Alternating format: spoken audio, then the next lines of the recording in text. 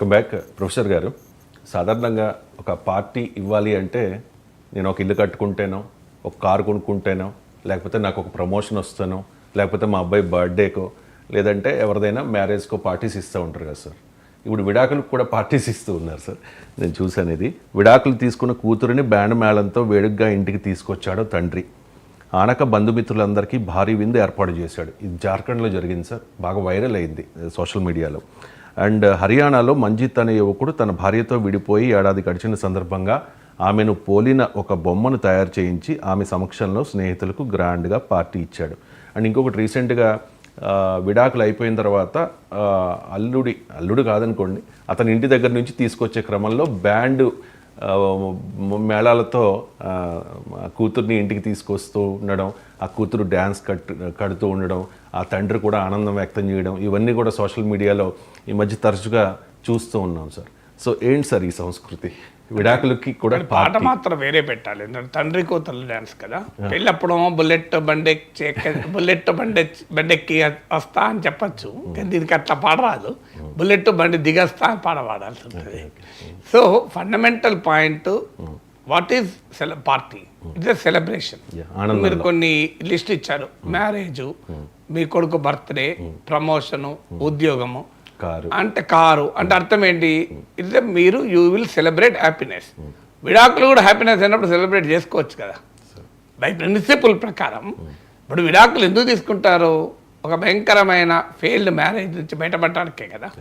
అందులో అవస్థ ఉండొచ్చు, అణచివేత ఉండొచ్చు, బాధ ఉండొచ్చు. అందువల్ల విడాకులు అనేది need not always be a matter of sadness. అంటే విషాదమే కాకపోవచ్చు, కొన్నిసార్లు ఆ విషాదం నుంచి బయటపడడం కూడా కావచ్చు. ఇప్పుడు 2 ఏళ్ళు టార్చర్ అనిపిస్తుంది ఆ అమ్మాయి, వాడు రోజు కొడతాడు, భయంకరంగా టార్చర్ అనిపిస్తుంది. 2 ఏళ్ళ తర్వాత బయటపడుతుంది, సెలబ్రేషన్ జైలు నుంచి బయటకు వచ్చినట్టు కదా. అందువల్ల by principle celebration of anything, happiness celebrate చేసే అంశం.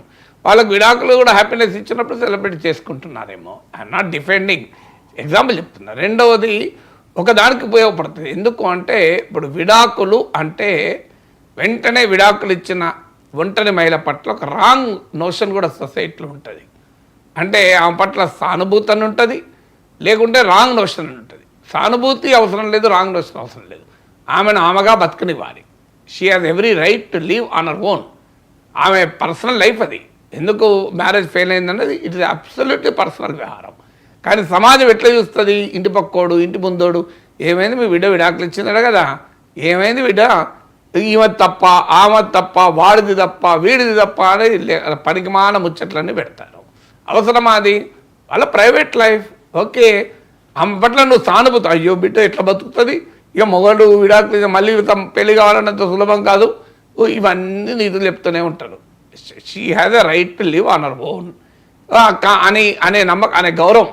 అంటే ఒక విడాకులు తీసుకున్న స్త్రీ కూడా గౌరవంగా జీవితంలో ఆమె పని చేసుకోవచ్చు అనే సానుభూతి అవసరం లేదు. అదే సందర్భంలో వ్యతిరేకంగా మాట్లాడాల్సిన అవసరం లేదు. అందువల్ల మేమే విడాకులు తీసుకొని తప్పు చేయలేదు, మేము విడాకులు తీసుకొని నేరం చేయలేదు, మా విడాకులు తీసుకొని మేము బాధలో ఏమి లేము. మీరందరూ ఇంటికి వచ్చి పరామర్శించకండి, అయ్యో అయ్యో అనకండి.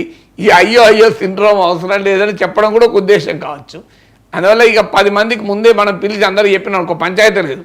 లేకపోతే ఇక ప్రతి ఒక్కడు ఫలానా అని బిడ్డ విడాకులు తీసుకున్నదట కదా, నీకు తెలుసా అనిగా చుట్టాలల్లా, బంధువుల, మిత్రుల, దానికన్నా ఒక పార్టీ ఇచ్చేసి అందరూ ఒకటేసారి చెప్పిన అనుకోండి, ఇక డిస్కషన్ ఉండదు, డిబేట్ ఉండదు, చర్చ్ ఉండదు, అయిపోతుంది. అది కూడా ఒక ఉద్దేశం అయి ఉండొచ్చు. బట్ ఏదైనా ఇవాళ పార్టీ చేసుకోవడానికి మనుషులకు అవసరం, ఈవెంట్ కావాలి, మార్కెట్కు ఈవెంట్ కావాలి. అందుకే ఒకప్పుడు లేని అన్ని మార్కెట్ సృష్టిస్తోంది, మనుషులు సృష్టించుకుంటున్నారు. మార్కెట్ సృష్టించిన ఒకప్పుడు చూడండి, మనకుందా ఫాదర్స్ డే ఉందా, మదర్స్ డే ఉందా? ఇప్పుడు ఈ మదర్స్ డే కల్చర్ వచ్చింది. మదర్ను రోజు గౌరవిస్తాం, అమ్మను మదర్స్ డే రోజే గ్రీట్ చేస్తామా? ఇది ఎక్కడ కల్చర్? ఇది మన కల్చర్ కాదు. వెస్ట్లో తండ్రి చోట, తల్లిదండ్రుల చోట, పిల్లల చోట ఉంటారు కనుక వాళ్ళు ఒక అకేషన్ పెట్టుకొని ఆ మదర్స్ డే రోజు వచ్చి ఉండాలి గ్రీట్ చేయడానికి. మన అమ్మ మన ఇంట్లోనే ఉంటుంది కదా, వేరే కానీ ఉండవు కదా మనము. కానీ మదర్స్ డే రోజు గ్రీట్ చేయాలి, ఫాదర్స్ డే రోజు గ్రీట్ చేయాలి. మీరు గమనించండి, mother's day, father's day, lover's day ఉంటుంది, పని మనుషుల డే ఎందుకు ఉండదు? నీకు ఎందుకు ఉండాలి కదా? అది కూడా పని మనుషుల డే ఉండి ఆ రోజు పని మనుషులకు చీర పెట్టుడు, ఉన్నది ఎక్కడన్నా? డ్రైవర్స్ డే, డ్రైవర్కి ఒక డ్రెస్ కుట్టించాడు ఆ రోజు. వర్కర్స్ డే ఉంటుందా? వర్కర్ డే మేడే ఉండొచ్చు, కానీ ఫ్యామిలీలో నీకు పనిచేసే వాళ్ళు నీకు సేవలు అందించే వారి పట్ల డేస్ ఉండవు. డేలన్నీ ఇవి ఉంటాయి. ఎందుకంటే మార్కెట్ కదా, గిఫ్ట్లు అమ్మాలి. గిఫ్ట్ల ఇప్పుడు మీకు లవర్స్ డే వచ్చాక, వ్యాలంటైన్ డే వచ్చాక ఎన్ని గిఫ్ట్లు పోతున్నాయి మార్కెట్లో. వ్యాలంటైన్ డే వ్యాపారం మామూలు కాదు. మీరు కొన్ని వేల కోట్ల వ్యాపారం వ్యాలంటైన్స్ డేకు. ఇంకా ఫాదర్స్ డే, మదర్స్ డే కూడా అంత వ్యాపారం ఉండదు. అందువల్ల ఇలా మార్కెట్స్ కొన్ని డేస్ సృష్టిస్తుంటుంది. కొంతమంది మనుషులకు కూడా అవసరం ఉంది, ఏదో ఒకటి కావాలి. ఒకప్పుడు లేని ఫంక్షన్లన్నీ సృష్టించుకుంటున్నారు కదా. ఎందుకంటే డబ్బులు ఉన్నాయి, ఖర్చు పెట్టాలని కోరిక ఉన్నది.